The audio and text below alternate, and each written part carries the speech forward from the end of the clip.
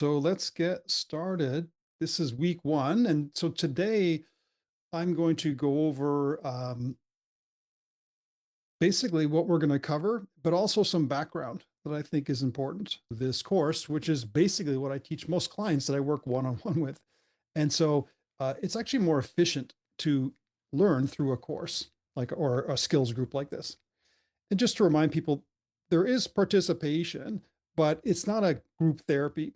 There's going to be a lot of slides, me showing things on the slides and teaching people a lot of background to understand about how the mind works. And then every session, between each session, there's self-help training where I'm going to assign some things to do, which I'll tell you more about later. It's going to be 9 to 12 sessions. If you do this group and you're like, I want to keep practicing, then I may have an ongoing smaller group that people you have to have quote graduated this group to do those, where we're just going to repeatedly practice the skills. So the goal is to help you manage negative emotions and negative thoughts more effectively. Is to enhance our ability to achieve our goals, increase our success and well-being. But today we're just going to focus on what I call understanding the rules of the game. The description of the group is to teach you skills using the latest insights in psychology, neuropsychology, sports psychology, these different things to help you achieve your goals. And goals don't have to mean the Olympic gold medal. It can mean like to be less stressed. It could mean to get a particular job. It could be like goals can be anything. So it's really practical. And the goal is to make us resilient. So this is part of my philosophy is that my goal is to teach you guys things that will help you not need a psychologist in the future. You're going to practice these, get good at these, and you're going to have these in your back pocket for the rest of your life.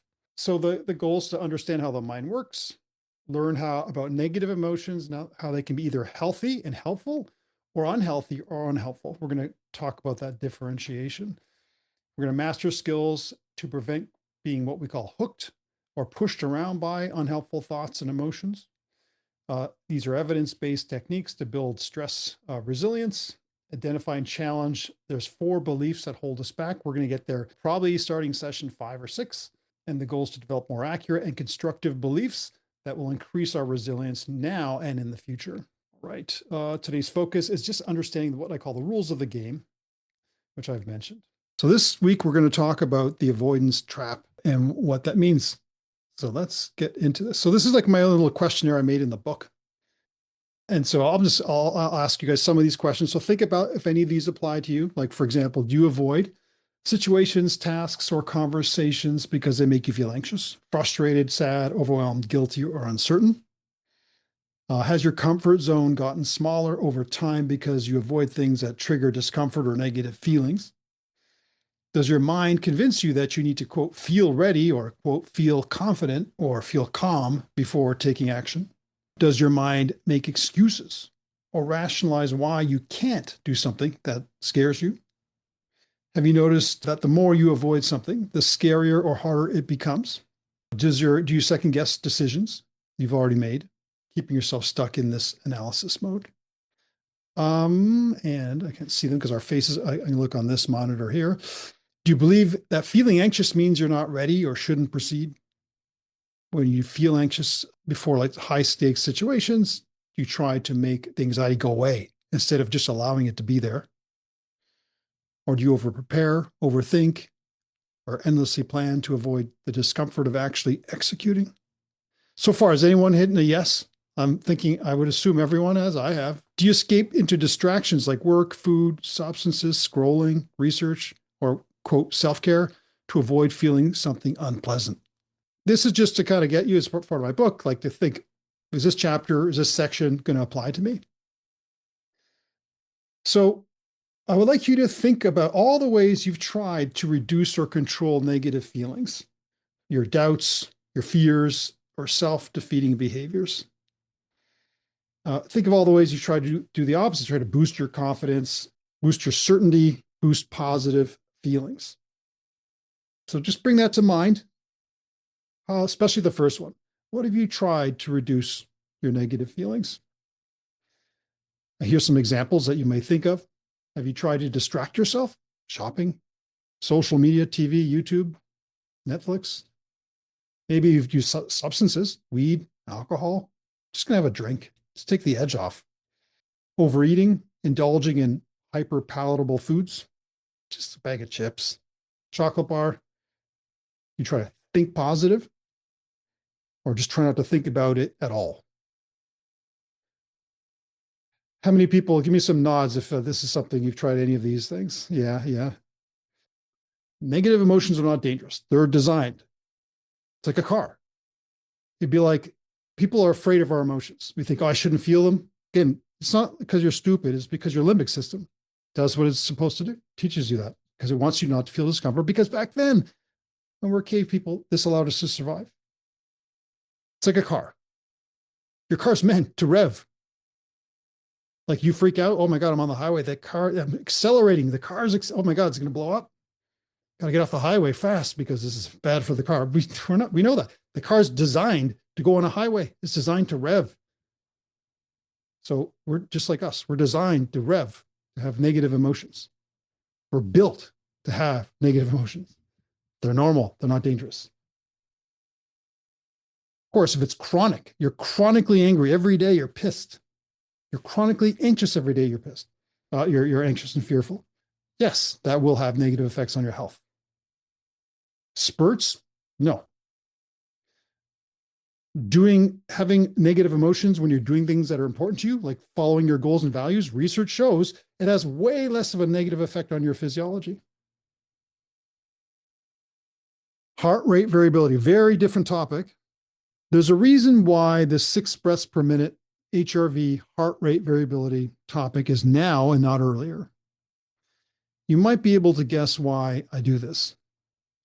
Because your limbic system wants to reduce discomfort, and it's the number one motivator of all humans and all of our behaviors, or it's trying to motivate all of our behaviors. Just to give you some background, we typically breathe 12 to 16 times per minute.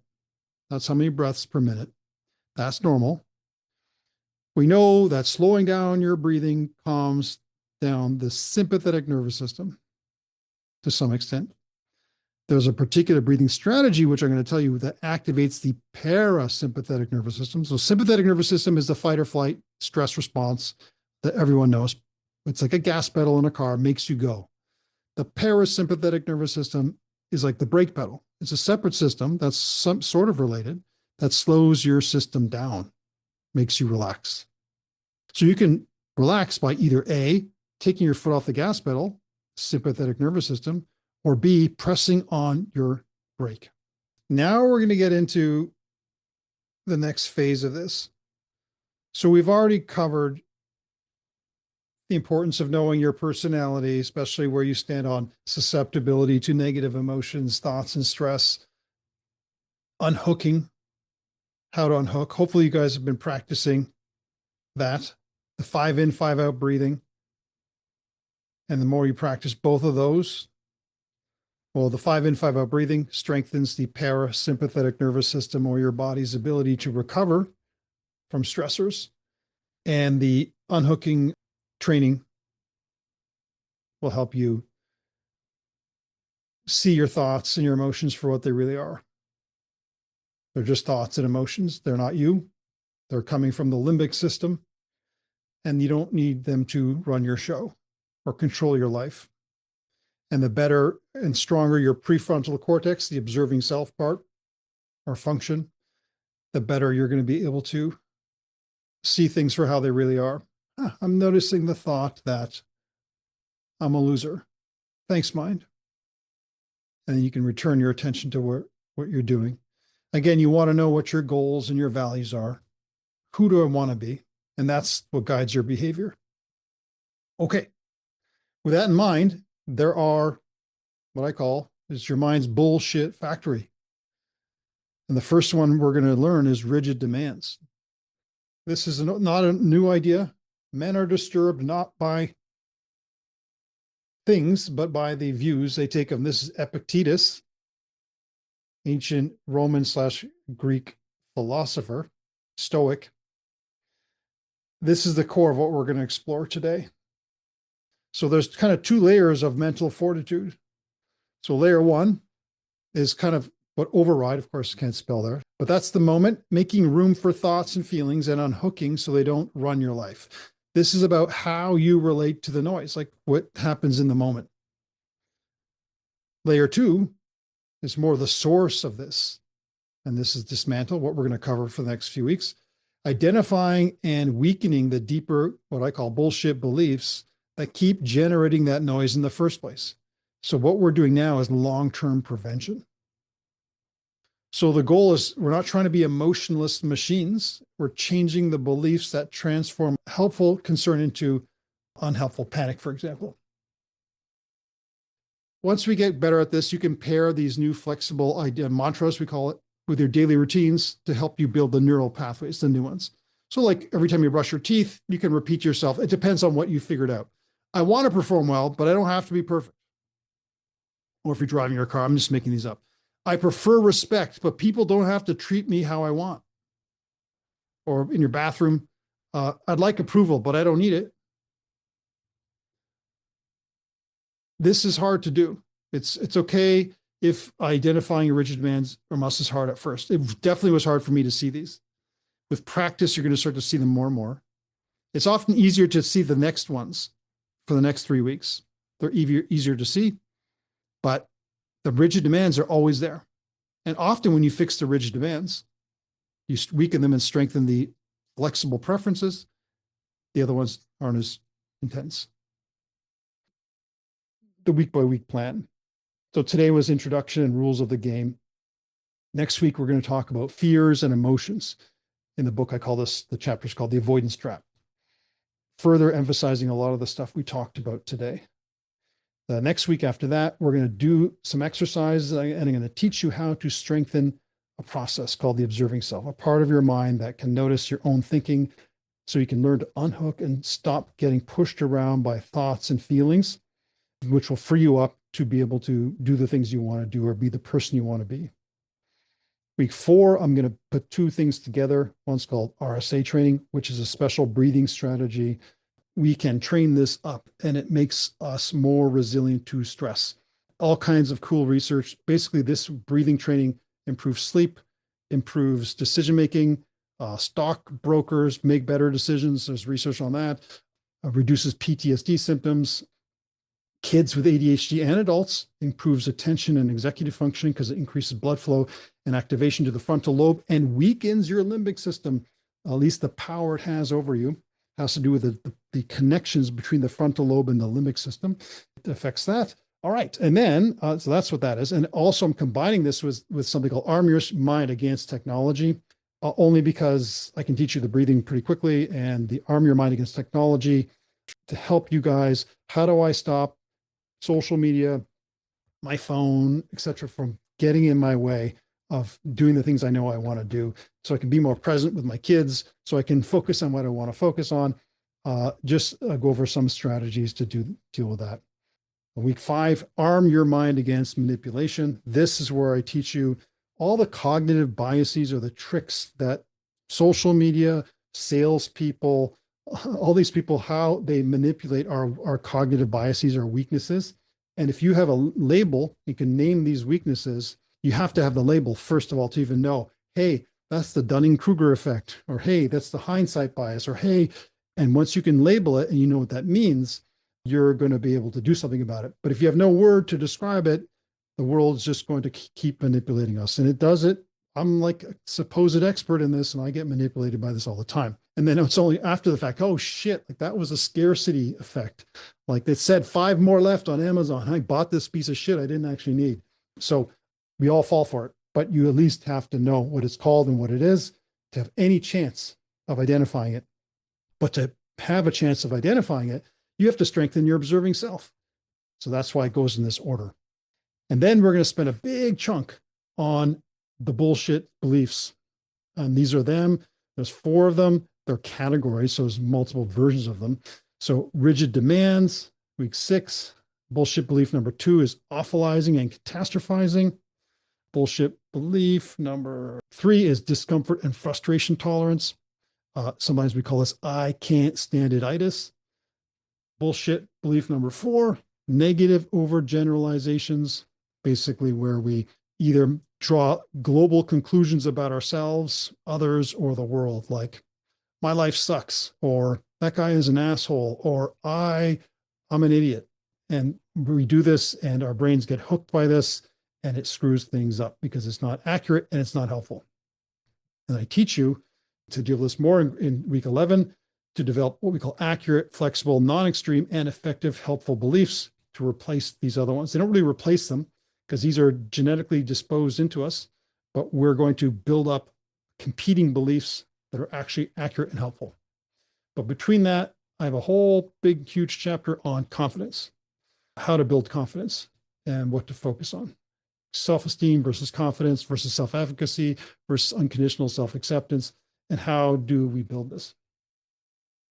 And then 11 and 12, the last few, this is where we're going to walk through. I have this thing called I didn't invent this, called the ABCDEF form. I have my own version of it that I've made, that I've worked, some of you guys have worked with me on it, so you know what that looks like.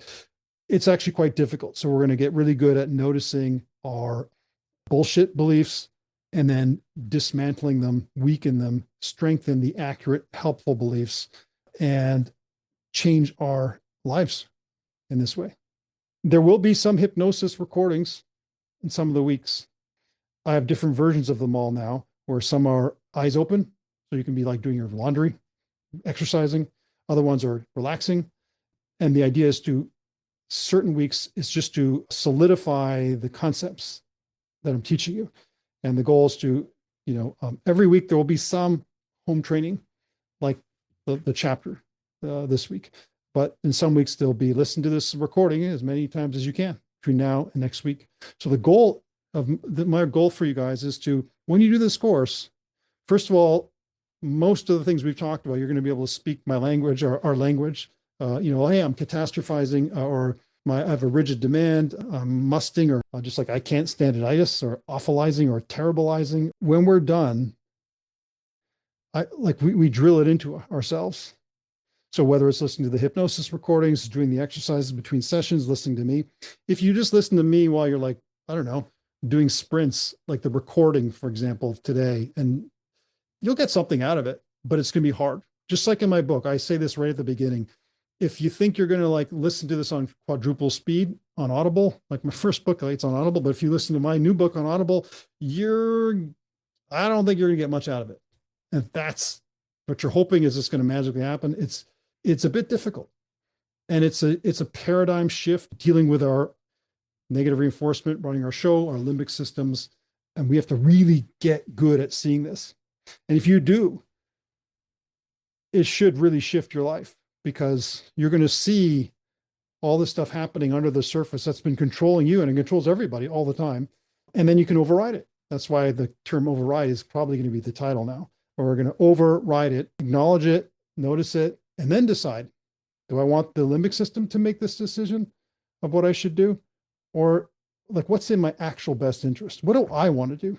Not this, what does my limbic mammalian fear system want to do? Of course, we know what that wants to do. It doesn't, it wants to eat chocolate cake and lay in bed all day, because anything other than that is kind of painful. And its only job is to reduce discomfort. Again, the BIS system is the number one motivator, because you have to be alive and you have to over perceive threat and difficulty in order to have a chance to pass on your genes. Not you, but our ancestors. You have to be alive long enough to do that. And so this is why it's the number one motivator. Think about your life. Think about, how much does fear, anxiety, discomfort run my show? And am I happy about that? I'm not trying to make people fearless. You're going to see as we talk, my goal is to show you the difference between, we want you to feel lots of negative emotion, but there's a difference between healthy and helpful negative emotions and unhelpful and unhealthy negative emotions. If you lose a big competition, you should feel pretty sad, maybe a bit depressed. I hope you do. That's actually healthy. But if you can't get out of bed for 6 weeks because you're letting this limbic system run your show because of that, now we're getting to unhealthy sadness and depression. So the goal is not to be, when I say mental fortitude is not like I feel nothing. It's I feel a lot. But my feelings don't necessarily control everything.